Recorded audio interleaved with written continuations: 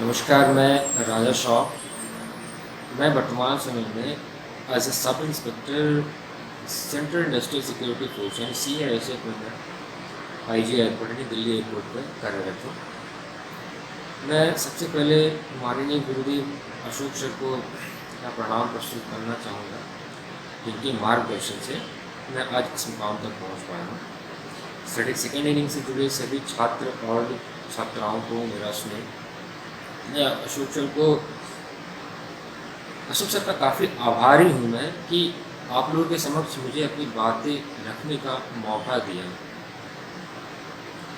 आज क्या वर्तमान समय यानी आज ये कोरोना काल जो चल रहा है, इस समय पे लोगों का जीवन काफ़ी संघर्षमय, खास करके ऐसे विद्यार्थी जो नई नौकरी की तलाश में दिन रात मेहनत कर रहे हैं, काफ़ी संघर्षपूर्ण जीवन व्यतीत कर रहे हैं। तो एक छोटा सा एग्जांपल मैं देता हूँ अपनी ज़िंदगी का कि ठीक आप लोगों की तरह मैं भी एक विद्यार्थी हुआ करता था, आज भी हूँ। तो मेरा भी जॉब मिलने से पहले मेरा भी जीवन काफ़ी संघर्षपूर्ण रहा। मैंने भी काफ़ी अच्छे दिन, काफ़ी बुरे दिन देखे। मेरे भी जीवन में काफ़ी उतार चढ़ाव लगा रहा। लेकिन मैं भी एक टाइम पे काफ़ी हताश और निराश हो गया। लेकिन जब से मैं second inning education Ashok sir के गाइडलाइन को फॉलो करना स्टार्ट किया, तो मेरी दिनचर्या, मेरी जो पढ़ाई की जो स्टेटस थी, स्टडी स्टेटस काफ़ी इम्प्रूव होने लगे। उसके बाद कुछ ऐसी गलत आदतें, गलत लत लग गई, जिसके कारण मैं अपनी निरंतरता पढ़ाई के प्रति काफ़ी खत्म होने लगी थी। बीच में ऐसा भी वक्त आ गया था कि अशोक सर काफ़ी डांट फटकार लगाए हमें, काफ़ी बेइज्जत भी की हमें बहुत बुरा लगता था कि सर हमें ऐसे ट्रीट करते हैं। इतना तो हमारे घर वाले भी हमें ऐसे ट्रीट नहीं करते।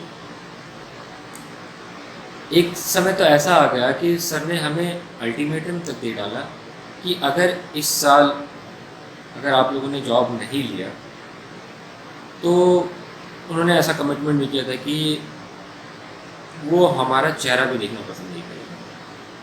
ये चीज़ें काफ़ी बहुत चुभी हैं हमें, क्या मेरे ग्रुप में मुझे बहुत चुभी। मुझे बहुत बुरा लगा कि किसी टीचर ने किसी स्टूडेंट के लिए ऐसा कमिटमेंट दिया। मेरे लिए काफ़ी शर्मनाक थी। तो मैंने अपनी जीवनचर्या में काफ़ी परिवर्तन लाए, उस संघर्षपूर्ण जीवन को थोड़ा और संघर्षपूर्ण बनाया। उस उतार चढ़ाव जीवन से निकलने के लिए, उस बुरे दिन से निकलने के लिए मैंने डिटर्मिनेशन लिया कि नहीं, मुझे कुछ करना है। उसके बाद मैंने पर्सनली अशोक सर से बात की। उन्होंने मुझे जो गाइडलाइंस दिए वो मेरे लिए, मेरे लाइफ में कह सकते हैं रामबाण साबित हुआ। ठीक वही सिचुएशन आज मैं देख रहा हूँ कि आज कोरोना के टाइम पे, कोरोना महामारी के दौरान कई ऐसे छात्र हैं जो काफ़ी हताश और निराश हो चुके हैं।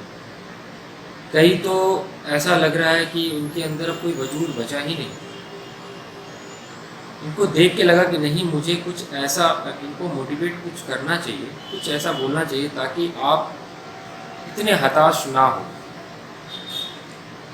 आज की परिस्थिति में कई ऐसे छात्र हैं जो जीवन में कुछ कर पाने की जो भावना होती है, उसके प्रति काफ़ी उदासीन हो चुके हैं।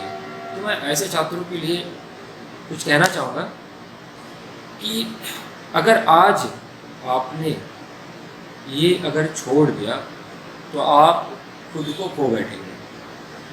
खुद को खो बैठेंगे इन द सेंस कि आप अपने वजूद को कहीं ना कहीं खतरे में डाल रहे हैं, आप अपनी पहचान खो रहे हैं।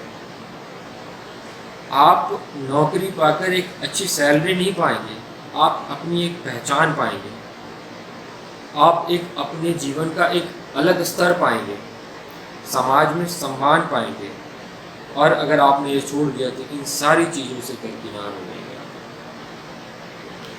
अमूमन हम सभी ग्रेजुएशन पास कर, डिग्री सर्टिफिकेट लेकर हम सभी ये सोचते हैं कि हमें एक अच्छी नौकरी मिले, एक अच्छा जीवन शैली मिले। हम सभी ये सपना देखते हैं। क्या सभी एक नई नौकरी लेने के लिए जितने भी पदाभिलाषी हैं, क्या उस सपने को पूरा कर पाते हैं? कोई सपने को पूरा करते हैं, कोई करने की कोशिश में लगे हुए हैं, और कोई हताश होकर छोड़ देते हैं। तो मैं ऐसे लोगों को ये कहना चाहूँगा कि आप हताश ना हो, आप कोशिश में लगे रहें। अगर आपको अपना वजूद बनाए रखना है तो हर सपने को पूरा करने के लिए, उसको हकीकत में बदलने के लिए अगर ज़रूरत होती है तो वह प्लानिंग की। और अमूमन 90% लोगों में एक प्लानिंग की कमी थी। इवन जब मैं भी पढ़ रहा था आप लोगों की तरह, तो मेरे अंदर भी एक प्लानिंग की कमी थी। मैं वो योजना, उस योजना को योजनाबद्ध तरीके से नहीं कर पा रहा था। मुझे समझ में ही नहीं आ रहा था कि मैं शुरू कहाँ से करूँ, अंत कहाँ से करूँ।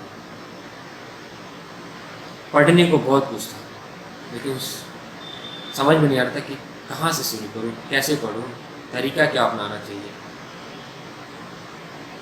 फाइनली बहुत डर कर किसी भी तरह मैंने पर्सनली सर से मैंने बात किया, अशोक सर से बात किया। उन्होंने मुझे ही नहीं, मेरे साथ में पढ़ने वाले सारे छात्र और छात्राओं को एक मूल मंत्र दिया। उन्होंने मूल मंत्र ये था कि सबसे पहले अपने अंदर की जो एग्जामोफोबिया है इसको दूर करो। आपके अंदर जो ये चल रही है कि ये मैं नहीं कर सकता, ये मेरे लिए बहुत मुश्किल है, जब तक ये सोच आपके दिमाग से नहीं निकलेगी तब तक आप किसी भी एग्ज़ाम को क्लियर नहीं कर सकते। ये डर ही आपकी असफलता का सबसे बड़ा कारण है। अगर आप जीवन में सफल होना चाहते हैं तो सबसे पहले आपको अपने अंदर के डर को मिटाना होगा। दूसरी चीज़ क्या है? आपको पॉजिटिविटी को अपनाना होगा, पॉजिटिव सोच को अपनाना होगा। हम भी मेहनत करते हैं, आप भी मेहनत करते हैं। मेहनत तो एक रिक्शा वाला भी करता है, लेकिन रिक्शा वाला क्या सफल हो पाता है? नहीं। मेहनत तो हम करते हैं, अपने शरीर से करते हैं। एक मेहनत अपनी बोलने पे भी एक मेहनत करते हैं, और अपनी सोच से भी एक मेहनत करते हैं। फ़र्क इन दोनों में ये है कि जो इंसान अच्छा नहीं सोच सकता वो अच्छा बोल भी नहीं सकता, ना वो अच्छा करेगा। जब हम अच्छा सोचेंगे तो ही अच्छा बोल पाएंगे, और ये सोच और ये बोल जो है हमारे मेहनत में, हमारे कर्मों में झलकेगी। और जब ये तीनों चीज़ों को हम सिंक्रोनाइज करेंगे तो हिस्ट्री क्रिएट होगी। यही आपको सफलता की ओर लेकर जाएगी। इसके लिए ज़रूरी है डेडिकेशन, डिटर्मिनेशन। आप खुद के वजूद के लिए कितना डिटरमाइंड है, ये आपको डिसाइड करना पड़ेगा, ना कि कोई दूसरा डिसाइड करेगा। हाँ, अगला आपका मार्गदर्शन कर सकता है, आपको बता सकता है कि आपको कोई भी चीज़ कैसे करनी है, किस तरीके से करनी है। उस रास्ते पे चलना आपको होगा।